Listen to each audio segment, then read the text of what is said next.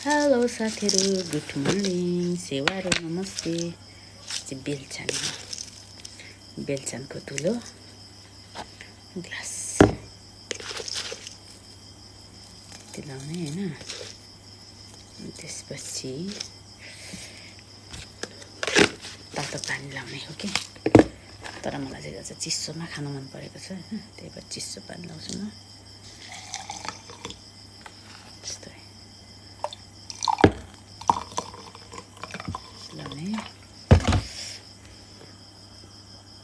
हरेक दिन खाली पेटमा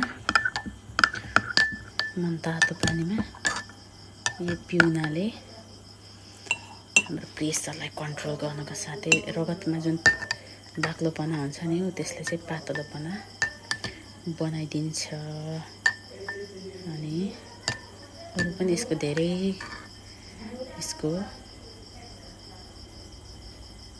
फाइदाहरू धेरै छ। मैले पनि लगातार खान थालिरहेको 4-5 दिन भयो। तपाईहरु पनि बिहानीको सुरुवात यस्तोसँग गर्नुस् है।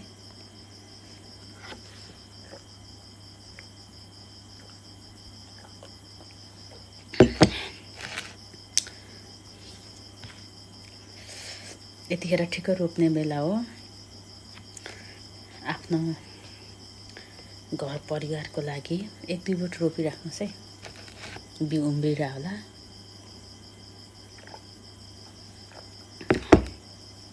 एकदमै राम्रो गर्छ। चियाको सट्टामा यो खानु होला।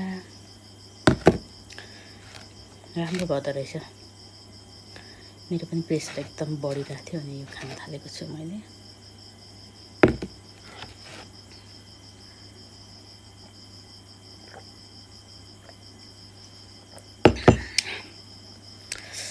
अब बुढेसकाल लाग्छ हो साथी हो। बुढेसकाल लागेपछि त यस्तो के खानु त पर्छ। हेल्थ चेक गर्नु हुँदैन।